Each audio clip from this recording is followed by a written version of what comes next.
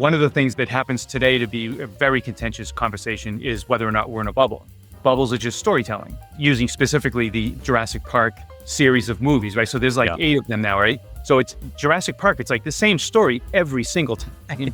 But for some reason, we still reach into our pocket and pay to go see it because it's different. And the reason it feels different in that moment, even though it's the same exact story every time, is because it's different characters, it's different dinosaurs, it's a different location, but it's always the same, right? So with that as a framework, we then just walk through, I guess, 5 or so bubbles that I've personally navigated through. You've been through them as well, Dave, and just kind of map those bubbles to storytelling. And you see how closely the internet bubble maps storytelling with characters, storylines, the monster, the catalyst, all those things that every story that's ever been told has these ingredients. But in the moment when they're going on, we feel like, well, this is different. And we say that all the time. This time's different. And usually it's different because it's the first time we've experienced it. So we can sit here and laugh at the people who did the stupid things they did in 1929 and the stupid things they did in the internet bubble. But this time is different because AI is going to change the world. And, Elon Musk is a genius and we're going to do data centers in space and we're going to have a 1 million person population on Mars. And,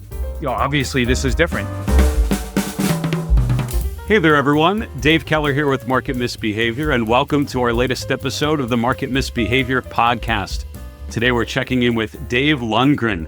Dave's the founder and Chief Market Strategist at MOTR Capital Management and Research based in the Boston area. He's also a portfolio manager of a long-short hedge fund based on his MOTR methodology. He'll explain what the MOTR represents, but buckle up for a fantastic discussion about price momentum, about trend following, about risk management and portfolio management based on the best practices of technical analysis, and how a systematic process of identifying opportunities and managed risk could be the solution we're looking for. Please enjoy this great interview with Dave Lundgren of MOTR Capital Management and Research.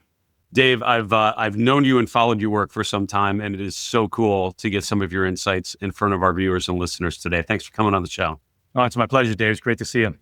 I'm going to try not to be too bitter as I talk a bit about your background, particularly that I asked you, and I remember having coffee with you and asking you to take over the course I was running at Brandeis University, which you thankfully said yes to. You immediately won some teaching award. I won 0 teaching awards in my years doing so. So I think that tells you a little bit about your educational prowess versus my own, but I well deserved. And you had everything to do with the shoulders upon which I was standing. There we go. And we both followed on from Charlie Kirkpatrick, the late Charlie Kirkpatrick, legendary technical analyst who started that John course. Kolovos is now steering the ship over there. John is doing a I'll fine point out job. no awards though. You are still the sole recipient of a teaching award. Let's make that absolutely clear right up front. Yeah. Dave. So I want to talk a lot about, I approached you right after your presentation at the CMT Spring Summit in Boston because it was fantastic. And I would love to get to some of the comments that you made, because I think it was just a great framework to think about how to think about, trends and recognizing patterns and signals. I think it was just a beautiful way of doing it. Before we get there, though, for people that aren't as familiar with your work, your firm is called MOTR Capital Management and Research, MOTR. What's the source of that name? How does that describe your approach to investing? Well, unfortunately, it doesn't. It sounds like I'm a garage or something, but MOTR. But it is, MOTR is an acronym for momentum and trend. Yeah. Which are the 2 primary inputs to everything that I do. And, it's going back to the very beginning of my career. I've been a trend following, I would say started as a technician, and that means a lot of different things, because as a fundamental manager, you can invest a lot of different ways. Same thing with technical. And I've just over the years have just morphed into more and more of a trend following momentum investor. Mm-hmm. So MOTR is that acronym that captures those 2 inputs. And so from here, we have a research firm that we have with advisors and institutions get the research, but then we also manage a hedge fund, and we have an SMA business, and it's all kind of like managed based on the output from these models that sort of underpin the whole MOTR process. So when you talk about the importance of momentum and trend following, I think you'll have a fairly friendly audience here of people who have sort of, at some level have learned either some, successful lessons or some painful lessons about why trend following can be valuable and why it's important to recognize. So I think that's an encouraging sign. Talk to me a little bit about what your process is then, right? So if we all sort of generally agree probably that trend following is a good thing, what is your process of regularly identifying trends and trying to recognize when those trends might be shifted? And how does that inform your decision making in a portfolio? So my process is very systematic. So and I'm stressing the word systematic and not quantitative because I'm not that smart, thank God. I'm not smart enough to be quantitative, but systematic is by design. And I think this will resonate really with you and folks that I'm sure that have kind of gotten to know how Dave Keller thinks. So it's systematic because I want to strip away my behavioral biases. And so everything I do is measuring price trend, relative performance, relative trend, volatility, and breadth. Those are the 5 inputs to what I do, all done systematically, and it's scaled across multiple time frames. So it's just the reason I don't just follow momentum and I don't just follow trend, but instead follow both is because, as an example, if you do this systematically, gold has actually been very strong, gold stocks. Yeah. And their momentum has been so strong for probably 18 months, maybe at least a year. It's been so strong. Like the whole concept of momentum is you're just comparing like how much is this up relative to everything else, and the more it is, the better the momentum score. These stocks have been so strong for so long that it's going to be a long time before they actually start to deteriorate from a momentum perspective. Because let's say they were up 250%, and then they go down 25%, which is awful. That's a big decline, but they're still up 200%. That 200% is going to compare very strongly to everything else. So what you need to do is not just look at momentum, but look at trend, because as it's going from 250 to 200, it's breaking trend. So bringing those two pieces together systematically and just capturing across time frames. So you're capturing that fractal nature of how, like if we're worried about the long-term trend breaking down, there's not a lot of promises or guarantees in this business, but the one guarantee I can make you is that you will never have a downtrend on the long-term chart unless you have a downtrend on the short-term chart, right? So the idea is to be able to, one, observe that across timeframes, but then also, really importantly, be able to distinguish a short-term breakdown that is actually an opportunity to buy that long-term chart versus a short-term breakdown that is the beginning of that long-term chart breaking down. And obviously, that's a lot. That's a lot of moving parts. We do it across 3,000 stocks in the U.S. and another 8,000 around the globe. So it's a lot of, there's no way you could do that subjectively. I'd love to sit down and review charts, but I just couldn't do that. Even if I love doing it, there's no way that I could come to a balanced, unbiased perspective of what was going on unless I did it systematically. So I do that, and then I just let that process just kind of bubble up. And what I have found over the years is that the more uncomfortable I am doing what that process is trying to get me to do, the more I should do it. Mm-hmm. You know? Yeah.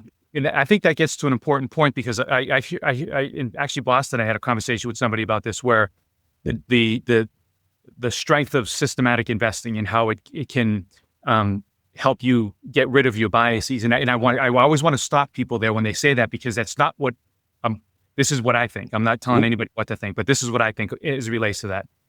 You can't stop yourself from being biased. What you can do is put systems in place to help you recognize you being biased. Because the whole if you go into this thinking that I'm going to be systematic so that I can get rid of my biases, you're going to fail. Your expectations are not going to be met. And the definition of failure is you've got the outcome minus what you expected, and the difference is, whether you're happy enough. So if you go into this expecting that you're going to get rid of all your biases, you're going to fail and you're going to be miserable because you will never get rid of them.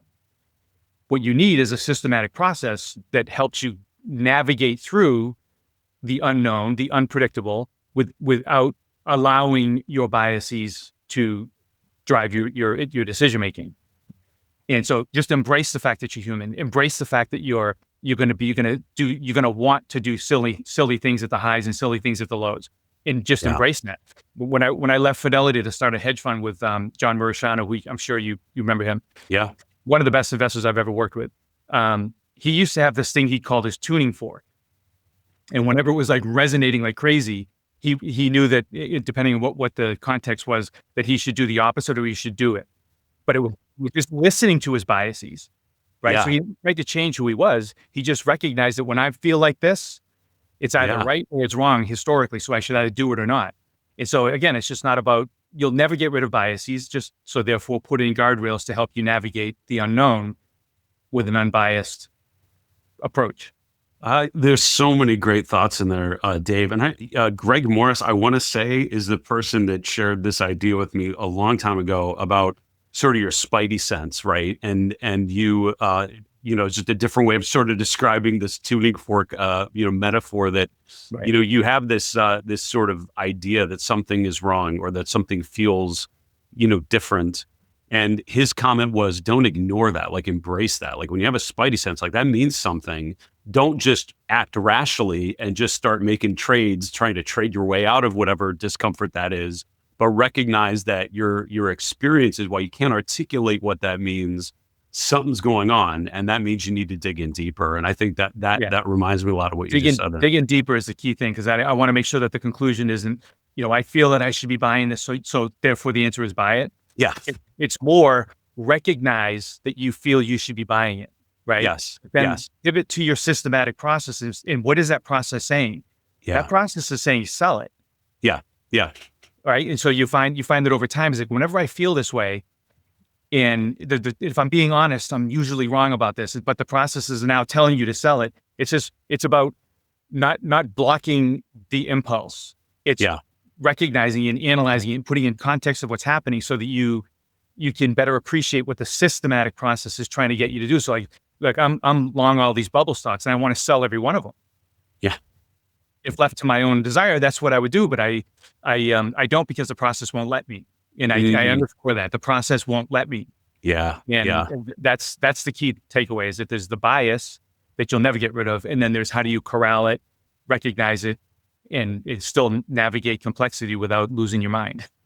Dave, I promise we're going to come back to these bubble stocks, because we're recording this. I mean, as SpaceX's IPO is being priced, I'm assuming. And so there's a lot to talk about in terms of that particular space. But just one final question on this. You mentioned, being systematic in your approach. And when I think of you and what differentiates your work from a lot of other technically oriented investors that I've worked with, it's that systematic approach. It's a very disciplined process of evaluating conditions. And I'm struck as you were talking about that. I know in my Fidelity days, the guy who ran the equity division, Brian Hogan, I caught him one time on record saying the technical research team can identify ideas way better than our fundamental research team, because they can look across thousands of stocks and look for good opportunities. And our fundamental analysts tend to have a very narrow focus. And I know in evaluating technical analysts, which, as you know, we measured everyone exhaustively in terms of their stock picking prowess as measured by different metrics.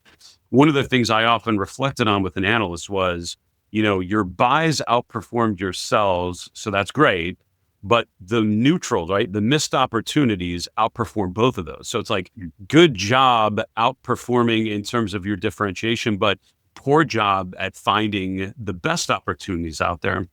So I'm curious what you do to sort of minimize those missed opportunities, right? I think for a lot of investors, like, you can get the analysis right, but then you miss this other thing that ended up being a way better trade and you just weren't there. So what do you do to try to avoid or minimize missed opportunities in a market where there's always this FOMO, right, of missing the next thing? Well, that's the key thing, is recognizing that there's always FOMO, and I can tell you that if you do a back test of anything, it's critical to actually go through and kind of like step through that back testing and actually experience what it feels like as it's unfolding. This was Andreas Klenau did this in his book, Stocks on the Run, I think it was called. It's the best book on momentum investing I've ever read, and I've read it like 5 times.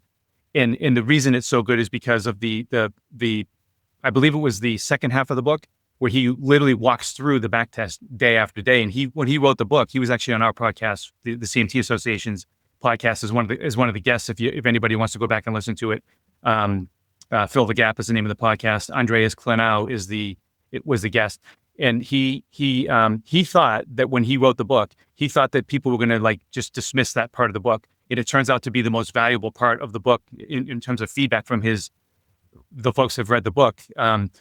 that it was incredibly invaluable. So the idea is, when you're kind of navigating through the edge calculation, like what is your edge, which is how often you're right times how much you make when you're right, minus how often you're wrong times how much you lose when you're wrong. Just do the math, and if it's positive, keep doing it. If it's negative, stop.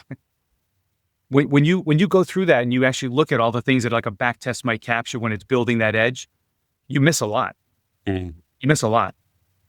The point isn't to capture the best performing stock. The point is to have stocks that are on average among the best performing, and just repeat that through time.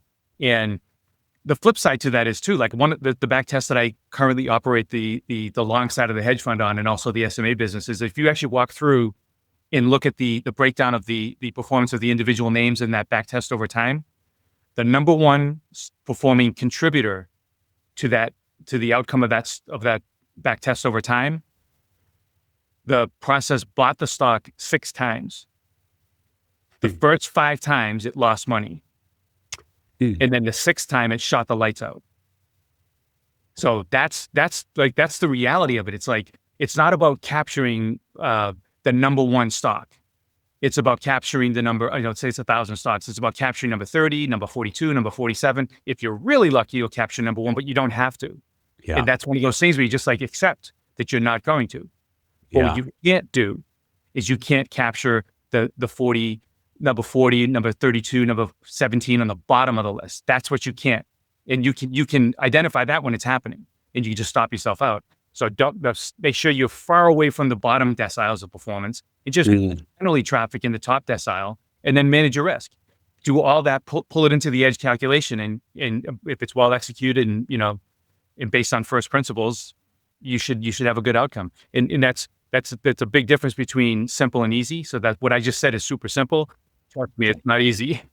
I was going to say, you made that whole thing seem very straightforward, Dave. I would say that is a challenge to do all of those things well, but I think that's what differentiates people with really exceptionally good processes versus the struggling masses trying to get ahead of things. So I appreciate you simplifying that, hopefully in a way that inspires viewers and listeners to sort of make some meaningful improvements to their own processes.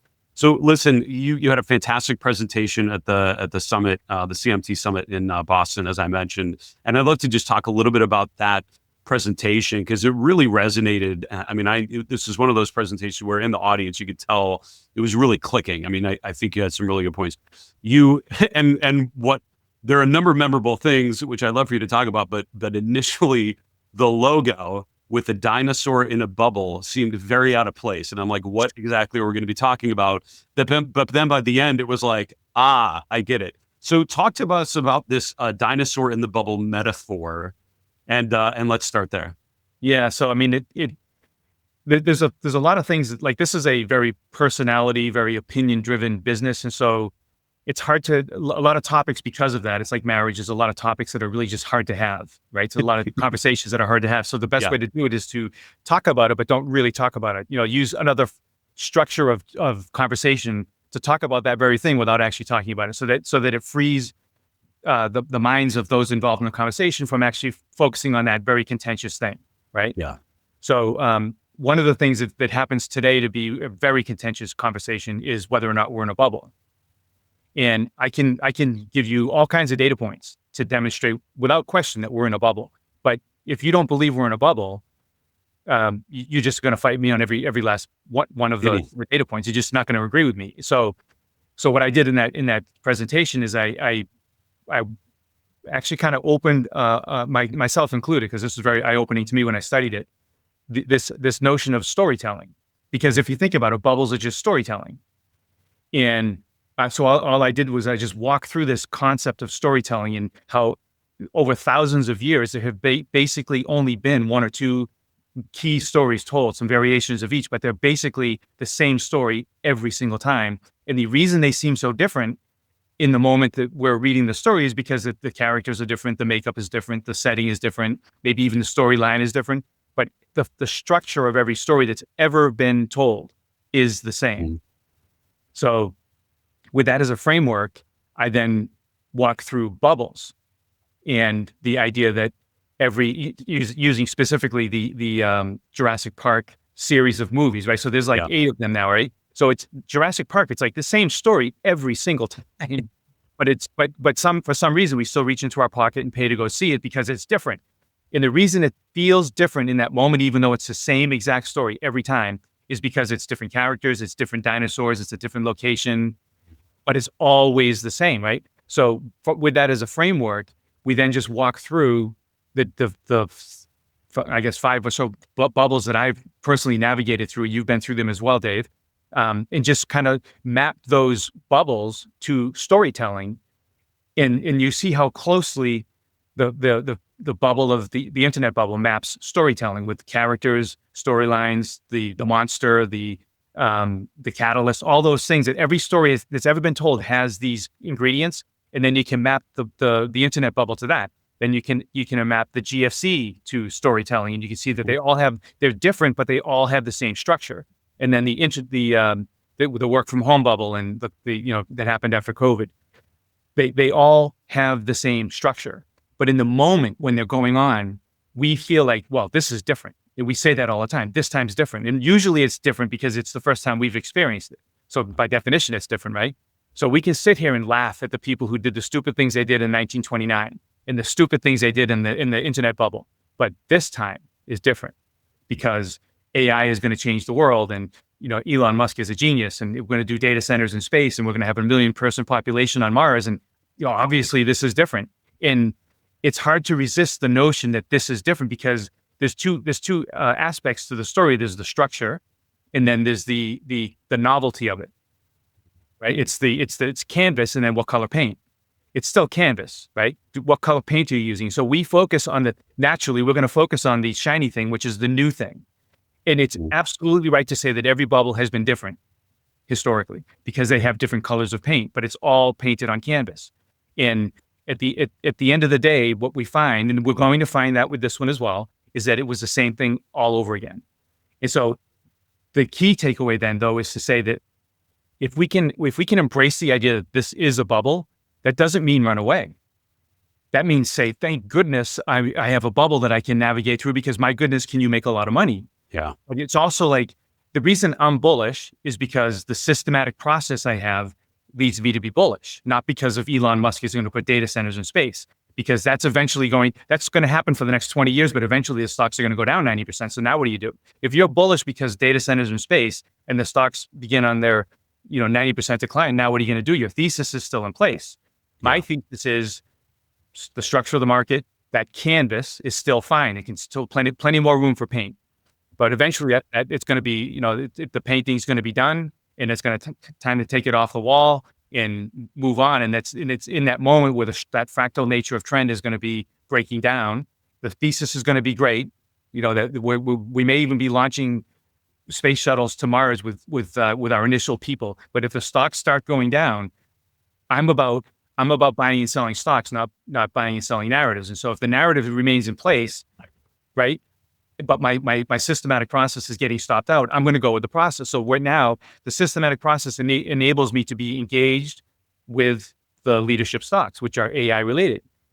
And just the takeaway is that when Cisco peaked in March of 2000, the stock had about 50 times a valuation of about 50 times revenue. And that was in that valuation, which is extremely high, was baked in this notion that Cisco was going to change the world. Well, two things happened from there.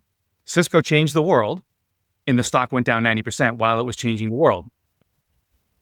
Right? But back then, we were like, this is different because the internet's going to change the world. Yeah. It did change the world, but it didn't stop the stock from going down 90%. And so it's like having this systematic process to help you navigate the difference between a good story and a good stock is critical. Especially, It's always critical, but it's especially critical now. Yeah.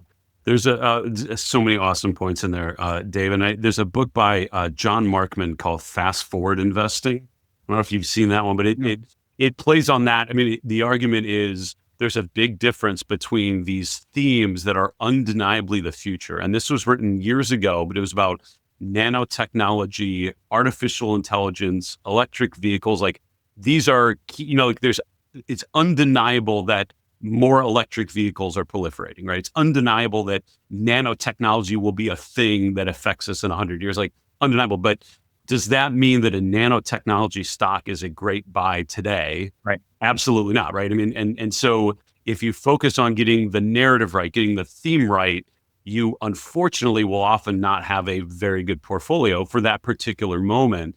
And I think what you're illustrating is there's a big difference between the goal of getting the narrative right or the goal of actually making money in the market, tracking these names that are playing on those narratives. And sometimes this is one of those times where they're kind of moving together, but there are times when they don't. And Cisco's a perfect example of that. Yeah, no, when they're moving together, you should embrace it. But just make sure that when you're embracing it, always remember why you're embracing it. Yeah. I'm embracing it because the structure is bullish. Yes. I'm not embracing it because there's going to be data centers in space. Yes. Because there will be, but maybe it won't be for 20 years from now. Maybe it'll be 10 years instead of the 2 or 3 years that's being promised. But eventually these stocks are going to turn down. And if you're long them because they're going up and you promise yourself that you're going to sell them when they start going down, regardless of what the narrative is, you'll be fine. But if along the way you kind of get sucked into it and you're like, Elon Musk is the next Messiah or whatever, and you fully embrace that notion and the stocks turn down, now you own these stocks for the wrong reason. And it's going to be a lot harder to sell them when the systematic process is telling you to sell them. And it absolutely will tell you to sell them because stories have been told this way for 3,000 years. It is not different this time. And I think what resonated so much, besides the fact that the Jurassic Park, brand needs a bit of an upgrade of sort of creativity, I guess, because you really highlighted how consistent a lot of those movies were. But it was just how those narratives, I mean, there really are just a couple narratives that have been out there, and we fall right back into justifying what this is, even though the data is different, the companies are different, just because it's such a familiar theme. And it's a theme, that idea, I mean, bubbles happen, right, because it resonates with us as human beings, right? I feel like we are ready for a big narrative like this, and the optimism that the future can hold. So you've now teased on the growth-led bull market, this AI euphoria that, and I would say it's hard to disagree with the fact that it's such an obvious bubble in so many ways. I know portfolio managers at Fidelity, my time there, used to say there's plenty of money to be made on the left side of bubbles. And so I learned not to be afraid of them, but to embrace them, as you alluded to, which I think is right. Just in the last week and a half, which is perfect scheduling for our discussion today, we're starting to see names like Micron, names like Alphabet, names like others, at least have some sort of initial pullback after having just a low volatility grind higher. Yeah. And so I think for a lot of investors, it did not take much to start feeling like, okay, we're all so desperate to call a top and not miss it and hold on to these things at the wrong time. So can you talk a little bit about your observations just in the last week or two? What differentiates this is the most, just a classic pullback within an uptrend, nothing to be worried about, versus, oh my gosh, this is a stock breaking down and taking action? Like, how do you differentiate, and what are you seeing with those technology names here today? There are a couple of things to say about that. One is we talked initially, and this is probably the most important thing to say about it, is expectations. So if let's just say you're with me and you agree with me that we're in a bubble and you want to be long these things, so you should have expectations that this could go up 100% before it's over. Yeah. Could go up 200% before it's over. Right? Expect that, because that's what bubbles do. From the 1998 bottom to the 2000 peak, semiconductors went up 600%. Yeah. Right? So expect that can be what happens. But on the other side, you should also expect that in the span of one single day, last Friday, the average semiconductor, every one of them, can go down on average 10% in a day. So if you are embracing the notion that we're in a bubble and you want to be long these stocks, but you're not expecting to be down 10% a day on average on your semi-named, then you should not be doing this. Because that's it's literally like the market doesn't care what we think, but the market's going to do what it's going to do. And if it's going to be a bubble, that means it'll go up an awful lot. But in any given day or week, it can be down 10 or 15%. That's what it's going to do. And if we don't align our expectations with that, then we are not going to be able to do this, because the market's going to do what it's going to do.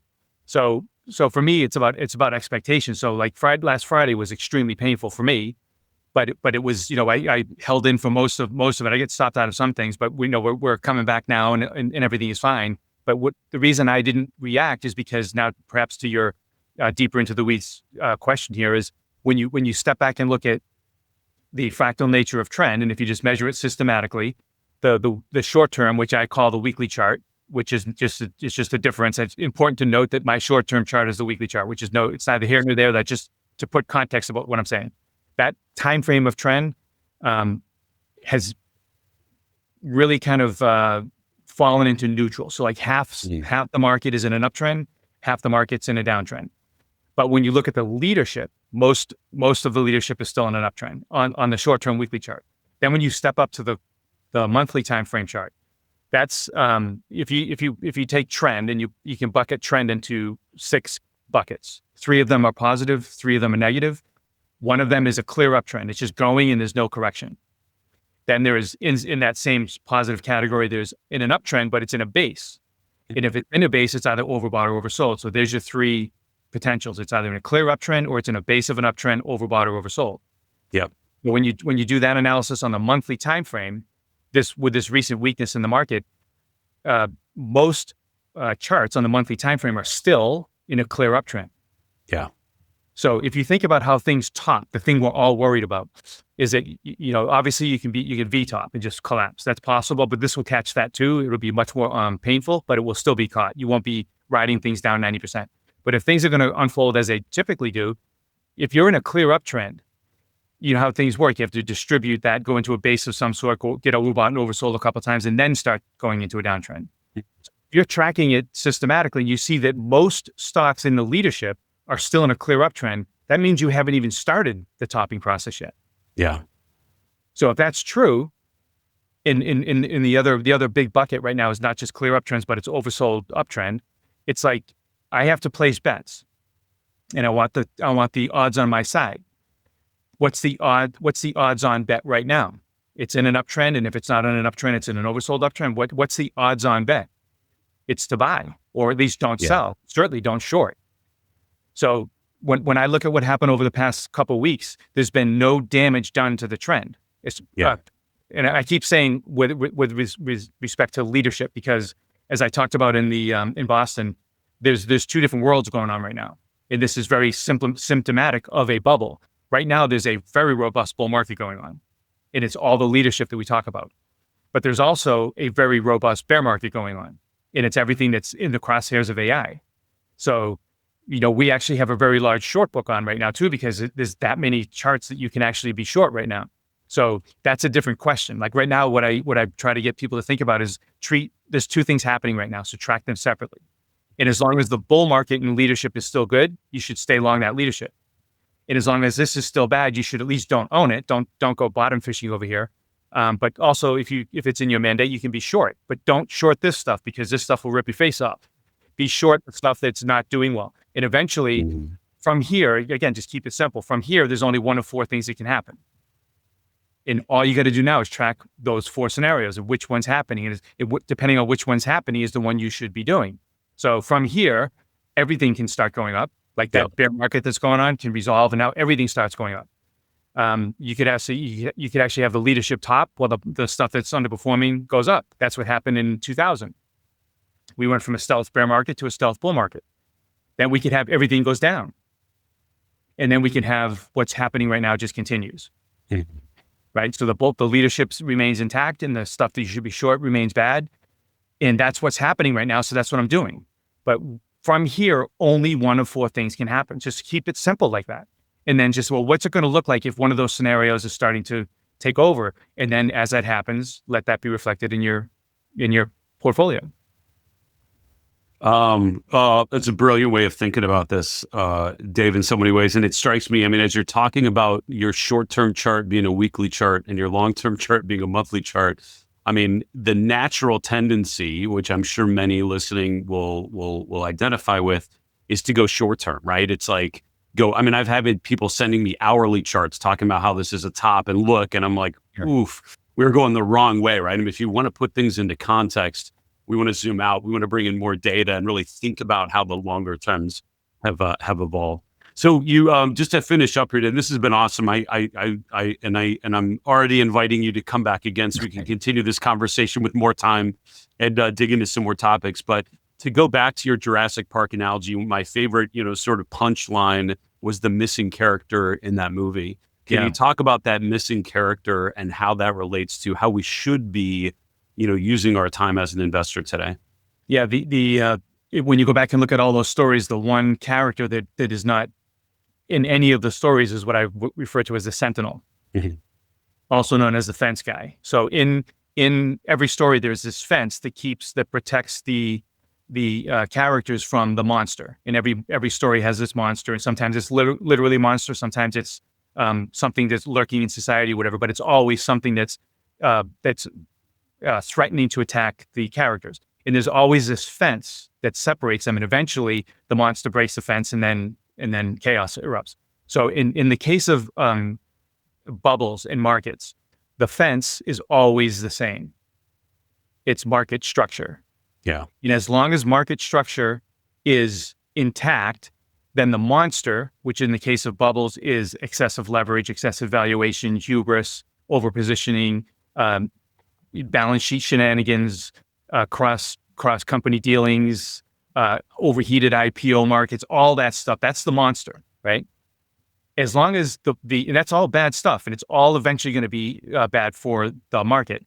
But as long as the fence is intact and not broken, then the monsters can't get to the people, and we are the people, right? Mm-hmm. So the idea is tracking the other word for the Sentinel notion is the fence guy. And if all you do is focus on the fence, every time the Raptors or the Dinosaurs slam into the fence to try to get to the people, stare at the fence, not the Raptors, not the people, nothing, just the fence itself, the structure of the market. As long as that's healthy in withstanding the attacks from the monsters, then you should stay long. But eventually, one of these attacks is going to start breaking the structure of the market. And when that starts to happen, I will just start lifting the long side of my book, exposing the short side, and that'll be reflected as more and more so as the fence breaks down more and more. So all I'm focused on, like the character in this movie, we all get to choose which character we're going to be. And what I'm offering here, I guess, is the opportunity to be this character that's actually not in the movies, and that is the Sentinel or the fence guy, because there's so much to focus on. And if we're being honest, most of what we focus on, we can't answer. They're impossible to answer. But what I can tell you is to the decimal, what percentage of the market's in an uptrend, right? That's a question I can answer with specificity beyond what's needed. But how long until we have data centers in space? I have no idea. Right? So how am I supposed to act on that? But I can tell you exactly what that fence looks like right now. And given what it looks like, I can tell you exactly what you should be doing. And it's all based on first principles, because bear markets can't happen until the fence breaks down. So the idea is be a sentinel. Focus on the fence. Ignore everything. Ignore all the good stuff. Ignore all the bad stuff. Because we can't judge it. We don't know. But what we do know is that the fence is what it is. And just focus on that, and you'll actually be able to navigate what is a very complex moment in history without knowing the future. And what's so beautiful about that metaphor, Dave, is the other characters. As you were kind of presenting this first, and I was in the audience. The other characters, there are characters that believe the fence is never going to break. There are characters that the fence is already broken, and they deny that it's actually broken. They're like, that's fine. And it's not going to be that big of a deal. And even if they do get out, it's not going to be horrible. But like, we know how those movies always kind of progress beyond that point. We know how the movie ends. So I hope people watching and listening today are inspired to be sentinels and to keep a watchful eye on the market structure, because I think the signal will be there when this bubble undeniably starts to pop. And perhaps that's what's happening now. We'll see. But the market structure will probably tell us. Dave, this is a ton of fun as always. You're a knowledgeable market practitioner, and as always, that comes out immediately as we start to talk. We'll include a link to the Fill the Gap podcast. You do a great job with Tyler Wood, who we've had on the podcast as well.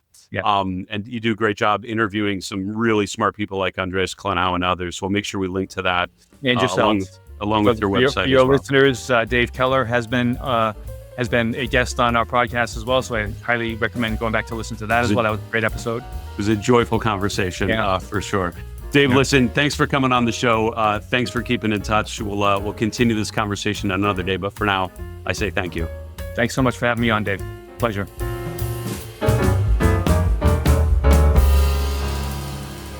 It's a lot of fun talking with Dave Lundgren, as you probably picked up from the interview. I met Dave years ago when I was at Fidelity. He was at Wellington Management in the Boston area, and really hit it off with Dave. We used to meet often for lunch when we were both in Boston. Now that we're pretty far away from each other geographically, it's still awesome to see him at conferences, and caught up with him at the CMT Spring Summit in Boston and really enjoyed his presentation. He summarized, I think, a fantastic metaphor that really resonated for me. This idea of, as investors, as trend followers, as technical analysts, we need to be the sentinel. We need to watch the fence. And I feel like that metaphor is so helpful, because in those movies, you don't want to be the person ignoring the fact that the fence is probably going to break at some point, right? It's like we all know it's coming. It's just a matter of time. And we don't want to be the people believing it's never going to come and ignoring it. We don't want to be the people just assuming it's already broken and ignoring the fact that the fence is still there. And I think as a trend follower, that's your goal, is to just recognize when the conditions shift and when we go from a contained, still fine problem to a, problems running rampant kind of issue when the fence breaks. So I really love that metaphor. And I thought that was a great way to think about the benefits of trend following, right? We don't have to predict when the dinosaurs are going to break out. We just need to recognize when they do and when that fence starts to break. We talked about so many different things during this interview. We talked about, sort of the benefits of a systematic approach. And I remember writing on a piece of paper as I was talking with Dave, systematic equals scalable, right? And I think that's one of the things that we sort of teased out in this conversation. One of the benefits of a systematic approach to technical analysis, more of a quantitative approach, is that you're looking at thousands of stocks, right? You're not just focusing in on a couple charts or a couple individual names. You're looking at the entire opportunity set.